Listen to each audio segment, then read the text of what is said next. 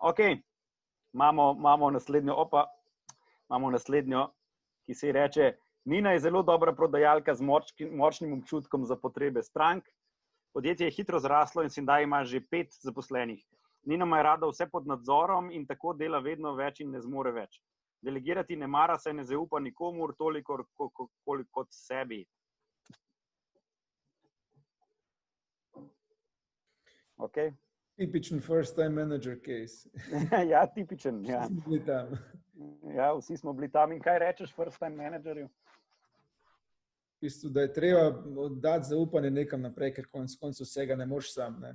To nima smisla. Sam kako, če oni vedno slabše naredijo, kot bi ti sam? Vedno bo nekdo slabše naredil kot ti, ne? Ampak je mogoče še vedno dovolj dobro. Ne?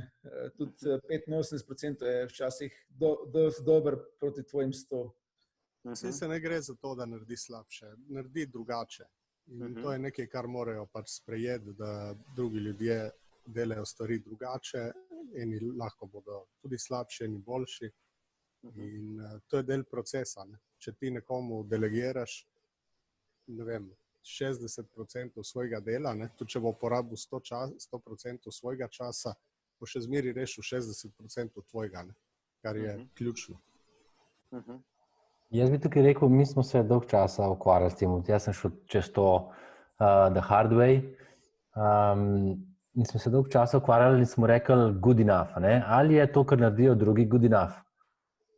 In nikoli mi ni bilo všeč ta good enough, ima tako negativno konotacijo. Ne? In zadnjič na enem brainstormingu je rekel kolega, kaj pa če rečemo, a je perfect enough? Tako da tole je brezplačno. Fantje, punce. Hvala, Edi. Res, to se pa ne naredi prav pogosto. A je perfect enough? Mene je to fantastično. In, a je perfect enough? Je, ok, dober je. Gremo v prodajo. Kasa, naprej. Bravo, super. Ja, jaz tudi mislim, da tle se je treba naučiti prevzeti odgovornost in recimo skoraj vsi mladi podjetniki bojo tudi enkrat starši in dokler ti vsak večer pogledaš, ima otrok narejeno domačo nalogo, ni nič, ne? Ko mu pa enkrat predaš odgovornost, pa potem enkrat ne bo imel naloge, pa bo sam dobil slabo oceno, pa ne bo prinesel zvezka, se bo pa naučil in bo to prevzel. In s tem je čisto isto. Ne, to je pa zanimivo. Veš, kako bi šla pa jaz? Jaz bi šla pa po ceni ure. Se pravi, a lahko najdeš enega človeka, ki ti bo lizu kuverte? A lahko najdeš enega človeka, ki ti bo montiral vidje? Tvoja ura je vredna 200, 300, 500 evrov v eni fazi. A je najboljša poraba tvojega časa to, da si pač ti tam in da nadzoruješ, da bodo stvari pač tako potekale, a imaš boljšo kompetenco kje druge? In potem pa ponavadi še dam pač tako primere konkurentov, koliko velike time imajo oni in pač tisto, če hočeš zaslužiti milijon, Miška, bo treba majčkeno pojačati ekipo, ker jaz klele nisem najdla enega, ki bi imel 5 zaposlenih pa milijonsko podjetje v tvoji vertikali. A bi vsaj razmišljale, pa vsaj dale še šanso. Pa mogoče tudi to, da se Nini predstavi, da je mogoče njen cilj, da najde ljudi, ki delajo boljš. Ja, bravo, ful dobro. Ker enkrat, ko ti spustiš vajeti, to pač iz lastnih izkušenj govorim, ne, da je najbolj thrilling v poslu to, ko se deluješ z ljudmi, ki delajo boljš kot ti. In te še novih stvari naučijo in zraven lahko se ti potem posvetiš tistim stvarem, v katerem pa pač v bistvu uživaš, vidiš svojo vlogo, in zraven imaš pa ljudi, ki cvetijo pri stvareh in so lahko še boljši. In ta feeling je v bistvu še najboljši. In ko bo Nina enkrat doživela ta feeling, ne, se bo mogoče 2-krat opekla ali pa parkrat, ne, ampak ne sme pa nehati verjeti, da so ljudje, ki bojo pač se lahko enako potrudili ali še boljš. Tako da... Ne, to si ful dobro povedala in res dejansko ima to ful value, pač človek, da zna boljš od tebe delati, ki ti povečuje dodano vrednost. Bi pa takoj podala žogo nazaj, zaradi tega, ker ponavadi pri teh control freakih ful prihaja iz enega občutka insecurityja oziroma tega, koliko so v podjetju pomembni. In klele moramo sam pač tako še po moje enkrat ta občutek, da oni so tudi zelo pomembni in da je zelo, zelo, zelo fajn, da delajo tiste stvari, kjer imajo najboljšo dodano vrednost. To je vsaj pač na podlagi mojih izkušenj, Mislim, smo se tudi prepucavali s tem, da ljudje sami odgovarjajo customer support tikete pol dneva, pa med vikendi pa te fore. No, ampak Nina mora pomagati tem ljudem, da naredijo boljš, če je njena strategija dolgoročna. In prej, ko smo se pogovarjali o tem, zakaj je founder pomemben, ne? Glih ta teden sem imela en case, kjer gre pa za nekega velikega distributerja in on se hoče samo s founderjem pogovarjati o določenih stvarih, ne? In sem si ves čas zraven mislila, pa škoda, ker se hoče z mano pogovarjati, ker so ljudje, ki delajo dosti boljš, kot jaz v timu, ne? In smo rabili pač neko prehodno obdobje, da so se navadili na nekoga, ki ni founder. In v bistvu oni dajo ful veliko vlogo, ne? Veliko founderjev zaupa svojim ljudem in jih dajo pač, ne? Raj vidijo, da oni naredijo kakšne stvari, ne? In tukaj potem pride do tega, da se tvoji sodelavci trudijo, pa rečejo ne, ampak samo s founderjem, ne? In te neke stare industrije še zmeraj delujejo tako, da se hoče pogovarjati samo s tem, ki je, ne?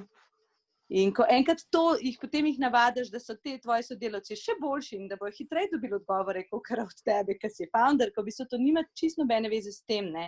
A nekdo dela dobro ali bo bolj za njih naredil posel, to potem posel steče, ne? In tukaj je tudi to, da pač neki zunanji naročniki dostikrat delajo poudarek na tem, kdo je founder, ne?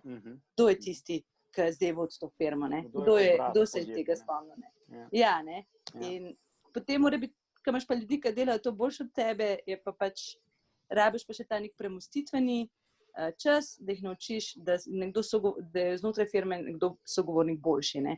In Nina, ki bo to doživela, ne, bo šla, kako že, 5 metrov od morja, tako kot je zdaj eden od vas, in bo rekla, stvari bo zrihtane, top, zdaj bom pa 3 ure igrala karte z otrokom, brez slabnosti. Jaz bom kle dve stvari, dve zgodbi povedal. Ena se mi je zgodila zdaj tik preden smo šli na morje.